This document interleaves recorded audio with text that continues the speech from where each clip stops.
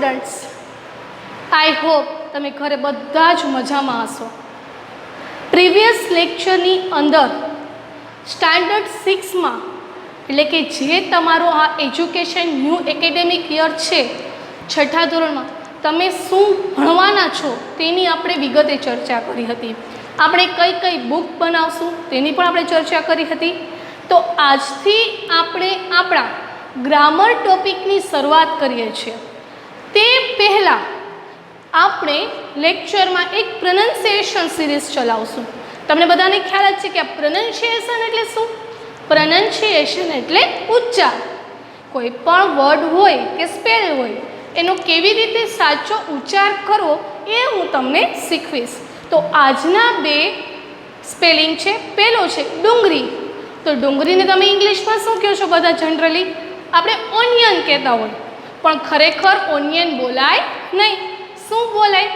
Onion. શું બોલીશું આપણે એને? ખરેખર ડુંગળીને આપણે શું કહેવાય? Not onion, onion. શું બોલશું આપણે? અનિયન. એવી જ રીતે સેકન્ડ બદામ. બદામને ઇંગ્લિશમાં શું કહેવાય? આલમંડ્સ. બધા શું બોલતા હોય છે? આલમંડ્સ. પણ આપણે બોલશું નહીં, આપણે સાચું પ્રોનન્સિએશન કરશું. શું છે એનું? આમંડ્સ. શું છે? આમંડ્સ. Very good. ઓકે, આ બે પ્રોનન્સિએશન તમે યાદ રાખજો. જ્યારે જ્યારે તેનો ઉપયોગ કરવાનો થાય ત્યારે તમે સાચું પ્રોનન્સિએશન કરશો અને બીજાને પણ શીખવશો. તો આજના ગ્રામરની અંદર આપણું પહેલું ચેપ્ટર છે રિવિઝન. તો રિવિઝનની અંદર તમે ઓલરેડી ધોરણ 5માં શીખી જ ગયા છો. આર્ટિકલ. આર્ટિકલ કેટલા આર્ટિકલ આવે છે? એ, અને ધ. પણ ઓલરેડી તમે કેટલા ભણ્યા છો? 2. અને 6th સ્ટાન્ડર્ડમાં પણ આપણે આર્ટિકલ કેટલા ભણશું? 2. તો જો એ અને એન, એ કે એન એક વસ્તુનો નિર્દેશ કરે છે. કોઈ પણ પ્રકારની વસ્તુ હોય એને નિર્દેશ કે એને બતાવી હોય ત્યારે આર્ટિકલનો ઉપયોગ કરવામાં આવે છે. તો એ ક્યારે વપરાય અને એન ક્યારે વપરાય? તો જો ગણી શકાય તેવી વસ્તુ કે કાઉન્ટેબલ હોય. ચોકલેટ ગણી શકાય? તો કે હા. પેન ગણી શકાય? તો કે હા. વોચ ગણી શકાય? તો કે હા. પછી ખુરશી ગણી શકાય? તો કે હા. જે વસ્તુ ગણી શકાય તેવી હોય કે પ્રાણી હોય કે વ્યક્તિ હોય નો ઉલ્લેખ કરીએ ત્યારે, જેમ કે કોઈ વ્યક્તિનું નામ હોય, બરાબર છે, બોય, ગર્લ, પછી પ્રાણી હોય કેટ, ડોગ, કાવ, એ બધાનો ઉલ્લેખ કરીએ ત્યારે પણ કેમાં હોવા જોઈએ? એક વચનમાં જ હોવા જોઈએ. તમે આર્ટિકલનો ઉપયોગ કરો તે હંમેશા કેવા હોય? એક વચનમાં જ આવે. આર્ટિકલ હંમેશા ક્યારે યુઝ કરશું આપણે? એક વચન નામ હશે ત્યારે જ. બહુવચન નામની આગળ ક્યારે પણ આર્ટિકલ લાગે નહીં. તો જો જે સામાન્ય નામનો ઉચ્ચાર, જો એ કોની વાત કરવામાં આવી છે? ઉચ્ચારની વાત કરવામાં આવી છે. વ્યંજનથી શરૂ થતો હોય તે એક વચનમાં હોય. ઉચ્ચાર શેનાથી શરૂ થતો હોય? વ્યંજનથી શરૂ થતો હોવો જોઈએ. અને પાછું નામ પણ કેવું હોવું જોઈએ? એક વચનમાં હોવું જોઈએ. અહીંયા બે કન્ડિશન છે આપણી પાસે. પહેલું કયું? ઉચ્ચાર કેવો હોવો જોઈએ? વ્યંજનથી શરૂ થતો. અને પ્લસ નામ કેમાં હોવું જોઈએ? એક વચનની અંદર. ત્યારે તે શબ્દની પહેલાં આર્ટિકલ એ વપરાય છે કે એ મુકાય છે. તો હવે ઉચ્ચાર વ્યંજનથી શરૂ થતો એ કેમ ખબર પડે? તો તમને બધાને ગુજરાતી કક્કો આવડે છે? આવડે છે ને? તો આપણે એમાં સ્વર કયા છે? ઓ, આ, ઈ એ રીતે છે. એમ ઇંગ્લિશમાં પણ સ્વર આવે. ઇંગ્લિશમાં સ્વરને આપણે વોવેલ કહેવાય. શું કહેવાય? વોવેલ. ગુજરાતીમાં સ્વર એને ઇંગ્લિશ વર્ડ કેવો વપરાય? સ્વર માટે વોવેલ વપરાય. તો જો ઉચ્ચાર વ્યંજનથી શરૂ થતો હોય તો આર્ટિકલ એ, ઉચ્ચાર સ્વરથી શરૂ થતો હોય તો આર્ટિકલ એન. બેમાં સેમ કન્ડિશન કે નામ કેવું હોવું જોઈએ? એક વચન હોવું જોઈએ. બુક અને બુક્સ.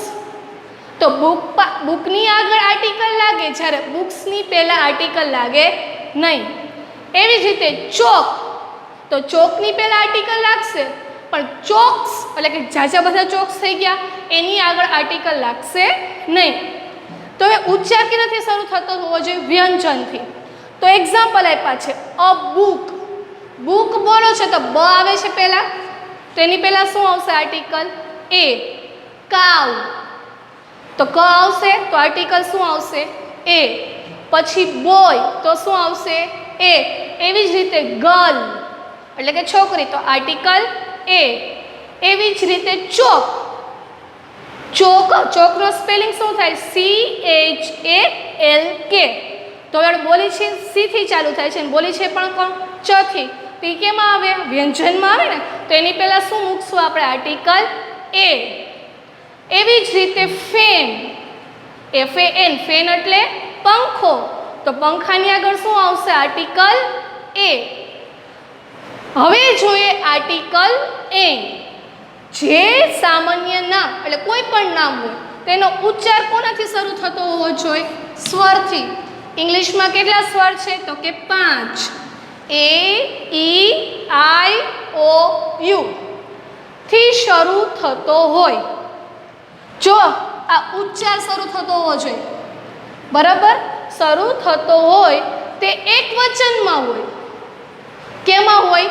એક વચનમાં હોય તો તે શબ્દની પહેલાં આર્ટિકલ એન મુકાય છે. સાવ સિમ્પલ લોજિક. વ્યંજનથી શરૂ થતો હોય ઉચ્ચાર તો આર્ટિકલ એ, સ્વરથી ઉચ્ચાર શરૂ થતો હોય તો આર્ટિકલ એન. હવે આને એક્ઝામ્પલ જોઈએ. Example Apple, APPLE, Apple. તો અ બોલીએ છીએ આપણે, ઉચ્ચારણ કેવું કરે? એપલ.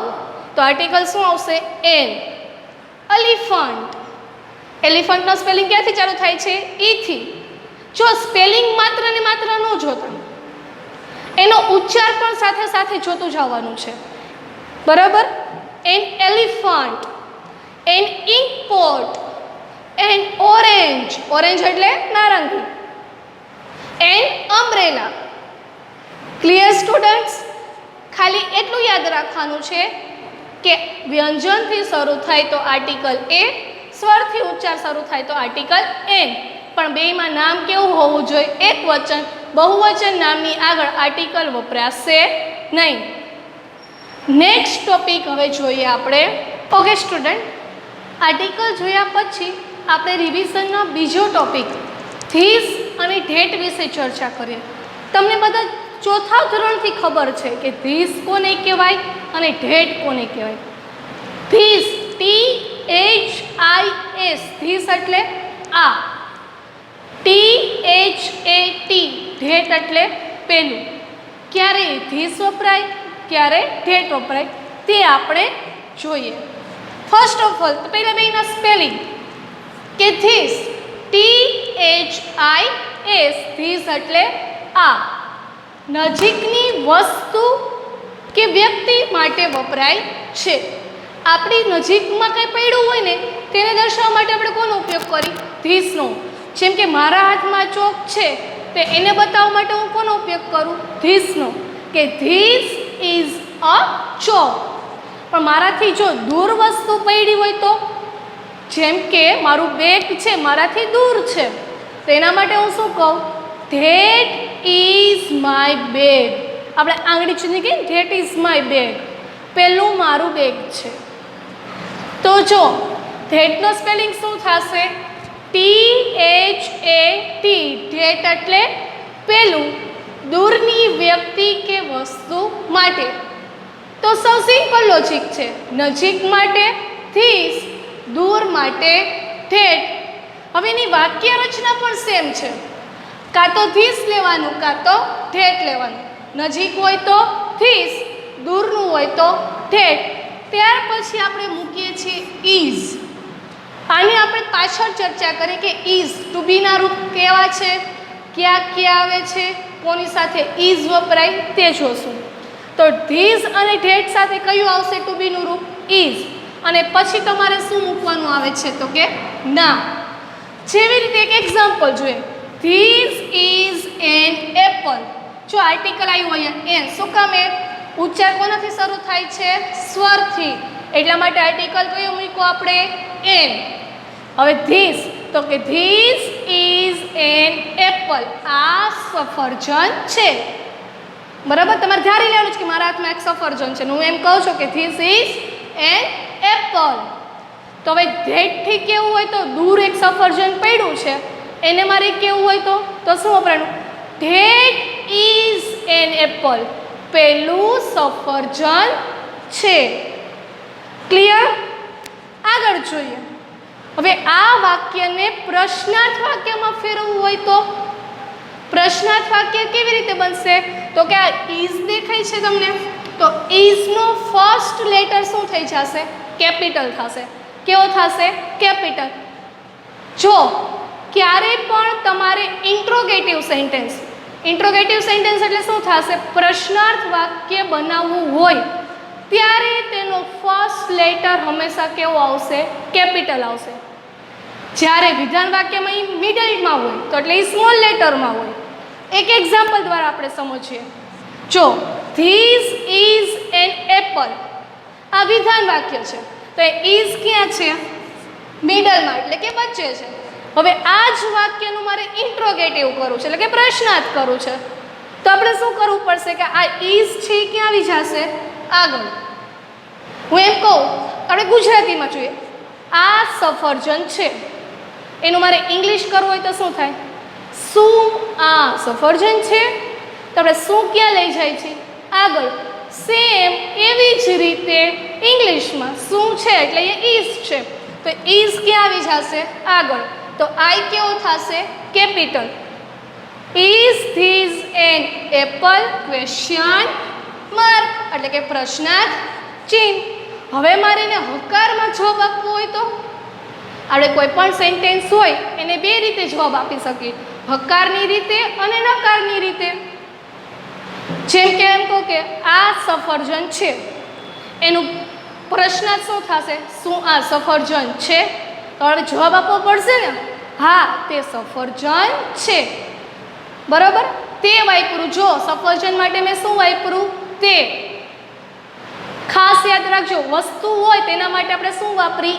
ઈટ. આઈટી ઈટ વાપરી તો સફરજન શેમાં આવે છે? ઈટમાં. તો જો અને નકારમાં, ના તે સફરજન નથી. તો હવે એને ઇંગ્લિશમાં જોઈએ. યસ. હવે જો આ ટી કેવો થઈ જશે? સ્મોલ, કારણ કે પછી આવ્યો. This is an Apple. હા, તે આ સફરજન છે. હવે એને ટૂંકો જવાબ લખવો હોય તો હા તે છે, તો શું આવે? Yes it is. એવી જ રીતે નકારમાં જોઈએ. No, this is not an apple. કે આ સફરજન નથી. તો એનો જવાબ ટૂંકો કેવો હોય તો no it is not. No it is not. હવે આ ઇઝ નોટ છે ને, એનું પણ આ ટૂંકું રૂપ છે ઇઝન્ટ. તમે કાં ઇઝ નોટ લખી શકો, કાં તો તમે શું લખી શકો? ઇઝન્ટ. શું બોલાય એને? ઇઝન્ટ. બેમાંથી તમે એક વાપરી શકો છો. આપણે બીજું એક વાક્ય જોઈએ. ચાલો એક્ઝામ્પલ લઈએ. That is a table. હવે આ વાક્યનું મારે ક્વેશ્ચન કરવું હોય તો કેમ થશે? આ ઇઝ ક્યાં આવી જશે? આગળ. તો શું આવશે? Is that a table? Question mark. એવી જ રીતે જો હકારમાં જવાબ આપવો હોય તો yes that is a table. હવે આ ટેબલ છે વસ્તુમાં આવે તો શું થાય? Yes it is. એવી જ રીતે નોમાં, no that is not a table. ખ્યાલ આવી ગયો વિદ્યાર્થી મિત્રો તમને કે ધીસ અને ધેટથી વાક્ય હોય તેનો આપણે પ્રશ્નાર્થ કેવી રીતે બનાવી શકીએ, નકાર કેવી રીતે બનાવી શકીએ અને હકાર કેવી રીતે બનાવી શકીએ. ક્લિયર બધાને? તો આગળના ટોપિક ઉપર આપણે જઈએ. ઓકે સ્ટુડન્ટ, હવે આપણે થર્ડ ટોપિક રિવાઇઝ કરીએ, તે છે પ્રોનાઉન. પ્રોનાઉન એટલે શું? તો કે સર્વનામ. તો સર્વનામની આપણી ડેફિનેશન જોઈએ પહેલાં તો, કે જે નામની જગ્યાએ વપરાય તેને શું કહેવાય? સર્વનામ કહેવાય. જેમ કે માય નેમ ઇઝ હેમાલી, બરાબર? તો મારા વિશે કોઈને વાત કરી હોય તો માય હેમાલી છે તે સ્ત્રી જાતિમાં આવશે, તો શું કહેવાશે? સી ઇઝ હેમાલી, બરાબર? તમે બધા વિદ્યાર્થીઓ છો તો હું શું કહું? You are students. તો તમારા બધા માટે મેં કયું સર્વનામ વાપર્યું? તો કે યુ. તો આપણે બધા સર્વનામની ચર્ચાઓ કરીશું. તો કે કેટલા સર્વનામ છે? તો સર્વનામ બે હોય, એકવચન અને બહુવચન માટે વપરાય. એમાં જો મારા માટે વપરાય તો પ્રથમ પુરુષ, આપણા બધા માટે હોય તો પ્રથમ પુરુષ. જો બીજા કોઈ માટે હોય તો બીજો પુરુષ, અને કોઈ ત્રીજી વ્યક્તિ માટે જ હોય તેના માટે વપરાશે ત્રીજો પુરુષ. તો આપણે બધા ચોથા ધોરણથી ભણતા હોય છે પ્રોનાઉન્સ. તો ક્યાં ક્યાં આવે છે? આઈ એક વચન, તો સામે બહુવચનમાં શું આવે? વી. યુ એક વચન, તો સામે બહુવચનમાં શું આવે? યુ. તો પછી ત્રીજો પુરુષ એક વચનમાં કોણ આવે? હી, શી, ઇટ. તેની સામે બહુવચનમાં કોણ આવે? ધે. હી, સી, ઇટ બધાયનું બહુવચન શું થશે? ધે. આ તો તમને બધાને બેઝિક ચોથા ધોરણથી ખ્યાલ છે. આઈ, વી, યુ, હી, શી, ઇટ સામે ધે. તેમાં આઈ, યુ, હી, શી, ઇટ એ એક વચન છે, વી, યુ અને ધે એ બહુવચન છે. હવે તેની સાથે ટુ બીના કયા રૂપ આવે છે? તો ટુ બી એટલે શું? ટુ બી એટલે હોવું, બરાબર? હું શિક્ષક, હું એમ વાક્ય બોલું, ગુજરાતીમાં કોઈ પણ એક વાક્ય બોલી કે હું શિક્ષક, તો અધૂરું વાક્ય થશે. હું શિક્ષક છું, અમે વિદ્યાર્થી છીએ, હું વિદ્યાર્થી હતો. તો પાછળ આપણે શું મૂક્યું? છું, છીએ, હતા. તો એ બધે શું થયા? ટુ બી થયા. તો વર્તમાન કાળમાં અલગ ટુ બી આવે, ભૂતકાળમાં અલગ ટુ બી આવે. ટુ બી એટલે ખ્યાલ પડી ગયો કે હોવું, કાંઈ પણ હોય વાક્ય શેનાથી પૂરું થશે? ટુ બીથી જ. ઇંગ્લિશમાં ટુ બી છે વર્તમાન કાળમાં એમ, ઇઝ, આર. ટોટલ કેટલા વર્તમાન કાળમાં ટુ બીના રૂપ છે? 3. એમ, ઇઝ અને આર. આ કયા કાળના છે? તો કે વર્તમાન કાળમાં. એમ કોની સાથે વપરાશે? આર કોની સાથે વપરાશે? અને ઇઝ કોની સાથે વપરાશે તે આપણે પહેલાં જોઈએ. તો તમને ખ્યાલ આવી ગયો? તો જો પ્રોનાઉન્સ એટલે શું થશે? સર્વનામ. હવે સર્વનામમાં એક વચનમાં ક્યાં આવે છે? તો કે આઈ એટલે કે હું, યુ એટલે કે તું અથવા તો તમે, હી એટલે તે, નર જાતિ માટે આપણે જે શબ્દ વાપરી છે તે હી. સેકન્ડ છે સી એટલે તેણી, નારી જાતિ. ઇટ એટલે તે, નાન્યતર જાતિ. પશુ, પંખી, કોઈ પણ નિર્જીવ વસ્તુ હોય તેના માટે જે વાપરીએ તે શું છે? આ ઇટ. આ બધા જ છે તે કેવા છે? એક વચન છે. કેવા છે? એક વચન છે. હવે જો ટુ બી વર્તમાન કાળમાં શું આવશે? તો આઈ સાથે શું આવે? એમ. યુ સાથે આર. હી સાથે ઇઝ. સી સાથે ઇઝ. ઇટ સાથે ઇઝ. હવે એક વાક્ય બનાવતા છીએ આપણે. જો આઈ એમ અ સ્ટુડન્ટ, હું વિદ્યાર્થી છું. તો આઈ એમ સ્ટુડન્ટ, તો હું વિદ્યાર્થી છું. હવે યુ અને આરથી બનાવીએ. યુ આર સ્ટુડન્ટ, તું વિદ્યાર્થી છે. હી અને ઇઝ, હી સાથે શું આવશે? Is. He is a student, તે વિદ્યાર્થી છે. સી ઇઝ અ સ્ટુડન્ટ, તેણી વિદ્યાર્થી છે. હવે સ્ટુડન્ટ છે તો કોઈ પશુ પંખી તો કોઈ સ્ટુડન્ટ હશે? તો આપણે ઇટ માટે બીજું બનાવીએ. ઇટ ઇઝ અ ટેબલ, તે ટેબલ છે. ક્લિયર? વર્તમાન કાળમાં ટુ બીના રૂપ કેટલા આવે છે? 3. એમાં એક વચનના ટુ બીના રૂપ જોઈએ આપણે. ટોટલ વર્તમાન કાળના ટુ બીના રૂપ કેટલા? 3. એમ, ઇઝ અને આર. આઈ સાથે શું આવશે? એમ. યુ સાથે આર, હી શી ઇટ, એ સાથે શું આવશે? ઇઝ. આટલું ક્લિયર થઈ ગયું?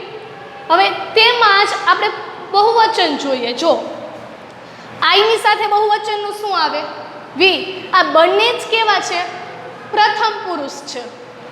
બરાબર. આઈ એટલે હું, વી એટલે અમે. આઈનું બહુવચનનું રૂપ શું થાય? વી. તો હવે આઈ સાથે એમ વાપરી છીએ, તેવી જ રીતે વી સાથે ટુ બીનું કયું રૂપ આવશે? આર. We are students. અમે વિદ્યાર્થીઓ છીએ. આર એટલે એ શું થઈ જશે? છીએ. હવે યુ એક વચનમાં અને બહુવચનમાં પણ શું આવે છે? યુ. એમાં કાંઈ પણ ચેન્જ થતા નથી અને બંનેની સાથે કોનો ઉપયોગ થાય છે? તો કે આરનો ઉપયોગ થાય છે. તો યુ આર સ્ટુડન્ટ્સ. તમે વિદ્યાર્થીઓ છો. હવે હી સી ઇટ ત્રીજો પુરુષ એક વચન છે, તો ત્રીજા પુરુષનું બહુવચન કયું થશે? ધે. હી શી ઇટના બહુવચનમાં શું વપરાશે? ધે. ધે એટલે તે અથવા તો તેઓ. They are students. તેઓ વિદ્યાર્થીઓ છે. વિદ્યાર્થી મિત્રો, તમને ખ્યાલ આવી ગયો હશે. આટલા હતા ટુ બીના વર્તમાન કાળના રૂપો. કયા કાળના રૂપો હતા? વર્તમાન કાળના. એમ, ઇઝ, આર. સિમ્પલ છે. તો આઈ સાથે એમ, વી સાથે આર. પ્રથમ પુરુષ ક્લિયર. બીજો પુરુષ જોઈએ. યુ સાથે આર, યુ સાથે આર. ત્રીજો પુરુષ જોઈએ. હી સી ઇટ સાથે ઇઝ અને ધે સાથે આર.